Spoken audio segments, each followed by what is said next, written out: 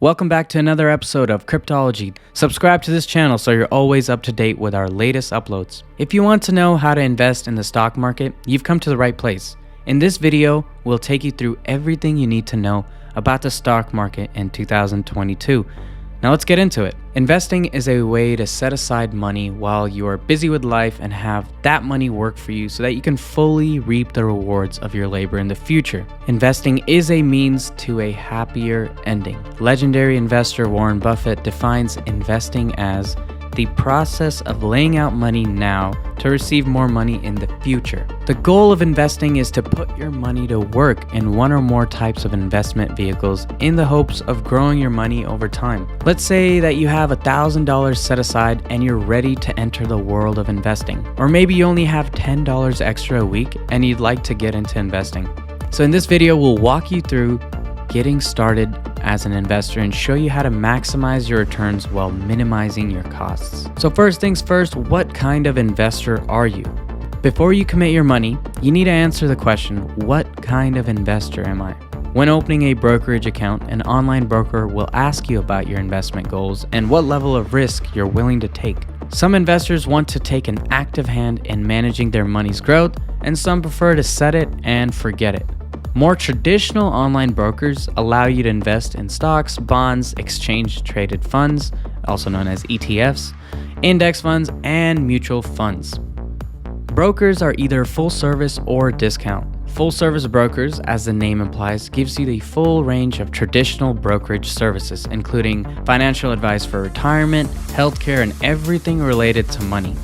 They usually only deal with higher net worth clients, and they can charge substantial fees, including a percentage of your transaction, a percentage of your assets they manage, and sometimes even a yearly membership fee. It's common to see minimum account sizes of $25,000 and up at full-service brokerages. Still, traditional brokers justify their high fees by giving advice detailed to your needs. Discount brokers used to be the exception, but now they're the norm. Discount online brokers give you tools to select and place your own transactions, and many of them also offer a set it and forget it robo-advisory service too. As the space of financial services has progressed in the 21st century, online brokers have added more features, including educational materials on their sites and mobile apps. In addition, although there are a number of discount brokers with no or very low minimum deposit restrictions, you may be faced with other restrictions, and certain fees are charged to accounts that don't have a minimum deposit.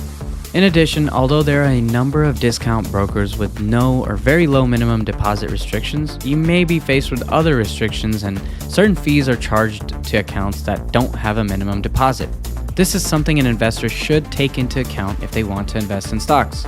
After the 2008 financial crisis, a new breed of investment advisors were born, the robo-advisor. John Steen and Eli Broverman of Betterment are often credited as the first in the space.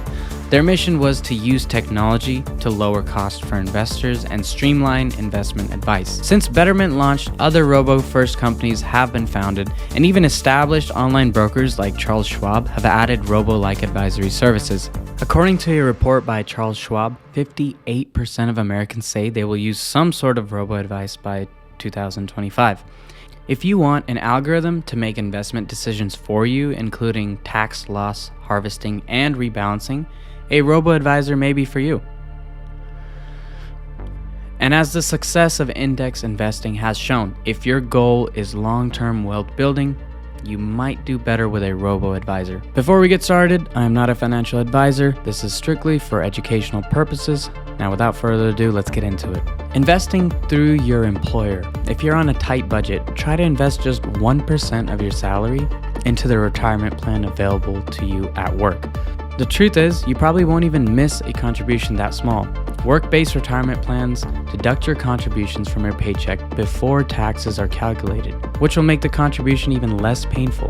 When you're comfortable with a 1% contribution, maybe you can increase it as you get annual raises. You're unlikely to miss the additional contributions. If you have a 401k retirement account at work, you may already be investing in your future with allocations to mutual funds and even your own company stock. So besides the trading fee to purchase a mutual fund, there are other costs associated with this type of investment. Mutual funds are professionally managed pools of investor funds that invest in a focused manner, such as large cap US stocks. There are many fees an investor will incur when investing in mutual funds. One of the most important fees to consider is the management expense ratio, also known as MER, which is charged by the management team each year based on the number of assets in the fund. You may see a number of sales charges called loads when you buy mutual funds. Some are front-end loads, but you'll also see no-load and back-end load funds.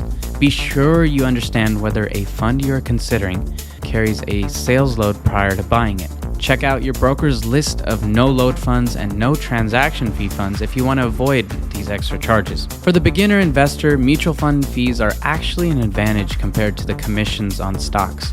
The reason for this is that the fees are the same regardless of the amount you invest. Therefore, as long as you meet the minimum requirement to open an account, you can invest as little as $50 or $100 per month in a mutual fund. The term for this is called dollar cost averaging, DCA, and it can be a great way to start investing. Diversification is considered to be the only free lunch in investing. In a nutshell, by investing in a range of assets, you reduce the risk of one investment's performance severely hurting the return of your overall investment. You could think of it as a financial jargon for don't put all your eggs in one basket. In terms of diversification, the greatest amount of difficulty in doing this will come from investment in stocks. As mentioned earlier, the cost of investing in a large number of stocks could be detrimental to the portfolio. With a $1,000 deposit, it is nearly impossible to have a well-diversified portfolio, so just be aware that you may need to invest in one or two companies at the most in the first place.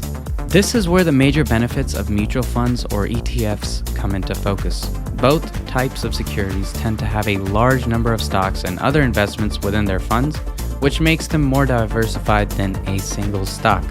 So the bottom line is, it is possible to invest if you are just starting out with a small amount of money. It's more complicated than just selecting the right investment, a feat that is difficult enough in itself, and you have to be aware of the restrictions that you face as a new investor. You'll have to do your homework to find the minimum deposit requirements and then compare the commissions to other brokers. Chances are you won't be able to cost effectively buy individual stocks and still diversify with a small amount of money. Chances are you won't be able to cost effectively buy individual stocks and still diversify with a small amount of money. You will also need to choose the broker with which you'd like to open an account. That brings us to the end of today's video, all about how to invest in the stock market. Are any of you guys interested in investing stocks after watching our video? Get involved, let us know in the comments section down below. And as always, if you enjoyed this video and found it useful, make sure to leave a thumbs up. Also, don't forget to subscribe to Cryptology for even more fantastic content just like this. As always, thanks for watching. See you again in the next episode.